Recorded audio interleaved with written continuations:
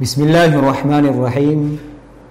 Assalamualaikum warahmatullahi wabarakatuh.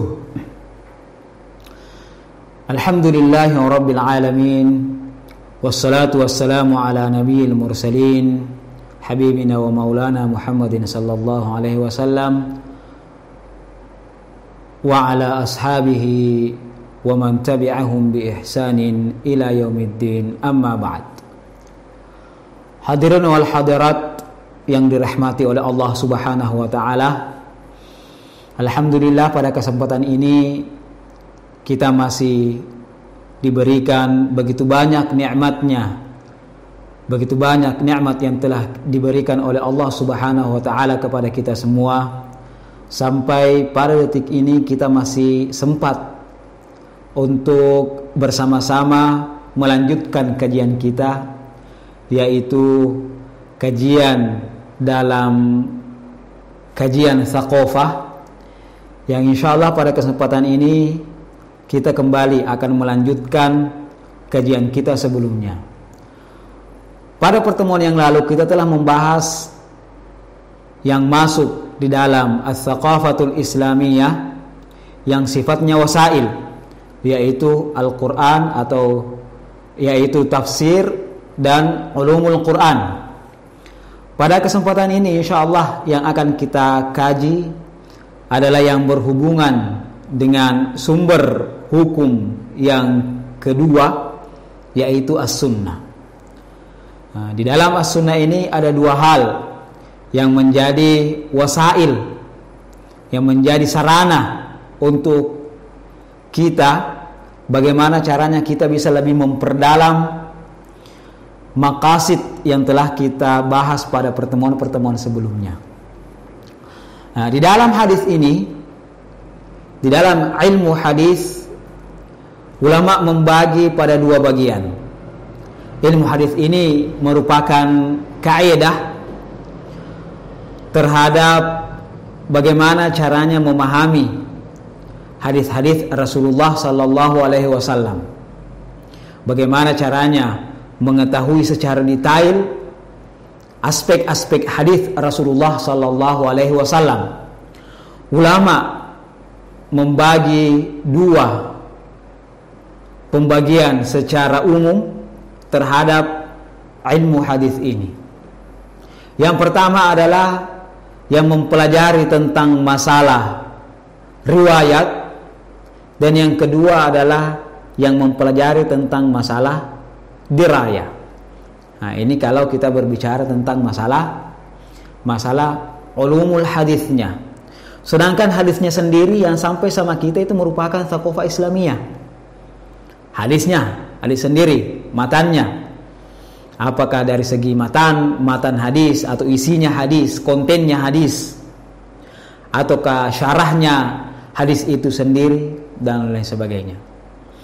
Nah, kemudian dari ilmu hadis yang mempelajari tentang kaidah, mempelajari secara detail hadis-hadis Rasulullah sallallahu alaihi wasallam, ini sebenarnya dimaksudkan untuk apa? Untuk mengetahui apakah betul-betul hadis tersebut dikatakan oleh Rasulullah sallallahu alaihi wasallam. Karena kenapa? Karena tujuan daripada adanya ilmu ini untuk memberikan penjelasan kepada kita bahwasanya sebuah hadis itu betul-betul dikatakan oleh Rasulullah sallallahu alaihi wasallam. Nah, makanya ulama mengkategorikan hadis itu ada namanya hadis sahih, ada hadis hasan, dan ada hadis dhaif. Kenapa? Supaya kita bisa secara gamblang, secara terang tahu bahwasanya betul-betul hadis ini Rasulullah sallallahu alaihi wasallam mengatakannya. Ataukah Rasulullah sallallahu alaihi wasallam tidak pernah mengatakan hal ini sekalipun. Nah, itu namanya hadis maudhu'. Ataukah bisa jadi ini dikatakan oleh Rasulullah sallallahu alaihi wasallam, akan tetapi sangat kecil kemungkinannya, meskipun ada kemungkinan masuk dalam hadis dhaif. Jadi semuanya untuk memberikan penjelasan apakah betul-betul Rasulullah sallallahu alaihi wasallam. Kenapa? Untuk kita ketahui bahwasanya hadis tersebut betul-betul dikatakan Rasulullah sallallahu alaihi wasallam, yang mana Rasul ini sebagai penjelas terhadap apa yang disampaikan dari Allah Subhanahu wa taala. Tibyanan likulli syai', menjelaskan segala sesuatu. Karena kenapa? Karena posisi Rasulullah sallallahu alaihi wasallam sebagai rasul untuk menjelaskan apa-apa yang terdapat di dalam Al-Qur'an. Nah, makanya perlu diketahui bahwasanya apakah betul-betul perkataan ini dikatakan oleh Rasulullah sallallahu alaihi wasallam. Sehingga apa? Sehingga kita betul-betul yakin, kita betul-betul tahu ataukah sampai pada ghalabatul dzan bahwasanya apa yang disampaikan tersebut itu betul-betul bersumber daripada Rasulullah sallallahu alaihi wasallam yang merupakan sumber ajaran Islam yang kedua.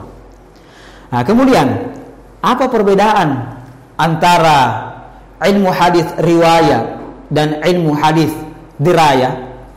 Kedua-duanya membahas tentang masalah hadis.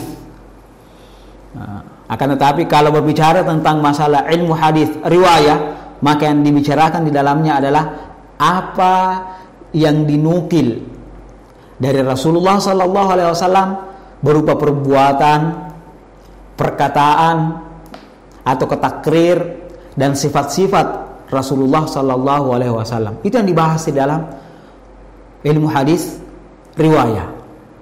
Jadi yang dibahas adalah kontennya hadis. Apakah hadis itu masuk dalam hadis atau masuk dalam sunnah qauliyah, atau masuk dalam sunnah fi'liyah, atau masuk dalam sunnah taqririyah.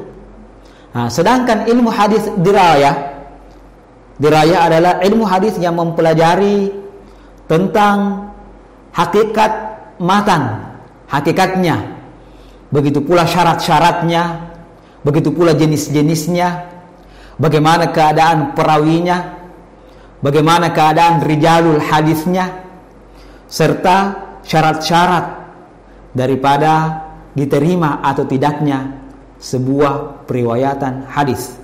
Karena kenapa? Karena sebuah hadis nanti bisa dihukumi bahwasanya hadis ini adalah hadis sahih, atau hadis ini adalah hadis hasan, atau hadis dhaif, atau hadis maudhu, itu setelah melewati sebuah perjalanan yang panjang. Tidak serta-merta orang cuma mengatakan ini hadis sahih, ini hadis ini dan sebagainya. Karena kenapa? Karena semuanya memiliki syarat dan ketentuan tersendiri. Inilah yang banyak dibahas dalam masalah ilmu hadis yang membicarakan tentang dirayah. Peninggalan ulama-ulama terdahulu terhadap kita yang ada kaitannya dengan as-sunnah, yang ada kaitannya dengan hadis, yang bisa kita jadikan sebagai wasilah untuk lebih memahami tauhid, syariah dan akhlak, itu banyak sekali. Jadi dalam hadis ada penjelasan tentang masalah akidah, ada penjelasan tentang masalah akidah. Penjelasan tentang masalah syariat, ada penjelasan tentang masalah syariat. Begitu pula penjelasan tentang masalah akhlak. Tinggal apa? Tinggal kita memberikan klasifikasi tersendiri, kemudian menentukan apakah hadis Rasulullah SAW ini betul-betul diucapkan oleh beliau atau tidak. Apakah hadis ini betul-betul dapat dijadikan sebagai dalil terhadap akidah, ataukah terhadap syariah, atau terhadap hukum-hukum fikih atau tidak. Dilihat dari mana? Dilihat daripada hadis-hadis Rasulullah SAW. Sini banyak sekali peninggalan-peninggalan ulama. Apakah itu kitab hadis seperti Sahih Bukhari, Sahih Muslim, kemudian ada Musnad Ibnu Hanbal, ada Sunan Al-Baihaqi, At-Tirmidzi, Ibnu Majah, Abu Daud, dan lain sebagainya, Tabarani, dan lain sebagainya. Banyak sekali yang ditinggalkan sama kita. Yang mana yang seharusnya kita concern, kita memberikan perhatian terhadap hal tersebut. Karena kenapa? Karena ini merupakan thaqafah Islamiyah khas yang menjadi ciri khas bagi kita semua. Begitu pula dalam kitab-kitab mustalahul hadis. Banyak sekali kitab-kitab yang telah ditinggalkan kepada kita. Tinggal apa? Tinggal kita baca. Ada misalnya Al-Muhaddithul Fasil karangan Ar-Ramah Hurmuzi, kemudian ada Al-Ilma', kemudian ada Muqaddimah Ibn Salah, kemudian muridnya Imam An-Nawawi juga mengarang At-Taqrib wa Taisir, kemudian disyarah sama Imam As-Suyuti dalam kitabnya Tadribur Rawi, ada Fathul Mughith. Kalau sekarang ini yang belakangan ada misalnya Taisir Mustalahil Hadits li Dr. Mahmud Tahan dan lain sebagainya. Ini perlu kita bahas, ini perlu kita kaji. Kenapa? Karena ini merupakan identitas kita dan seharusnya dan bagusnya kita kaji. Kita sama-sama mengkaji. Kalau mau dibahas secara detail tentang permasalahan ini, saya kira 1 atau 2 kali pertemuan ini tidak akan tuntas. Makanya insya Allah kalau kita masih memiliki waktu yang luang, mungkin akan kita kaji lebih dalam, ataukah kita ada di antara asatid kita, ustadz kita yang bisa menjelaskan hal ini, kita bisa ikut pada pengajian-pengajian beliau. Kenapa? Ini merupakan wasilah untuk memahami maqasid, dan ini akan mengantarkan kepada kita untuk lebih memahami eksistensi kita, untuk lebih memahami ilmu-ilmu yang seharusnya kita pelajari dalam kehidupan kita.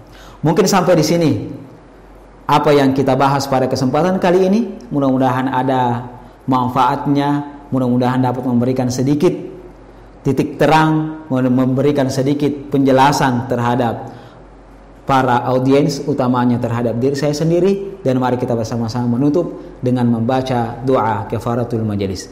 Subhanakallahu wa bihamdik, asyhadu an la ilaha illa ant, wa astaghfiruka wa atubu ilaik. Akhirul kalam, wallahul musta'an wa ilaihi tiklan. Thumma assalamu alaikum warahmatullahi wabarakatuh.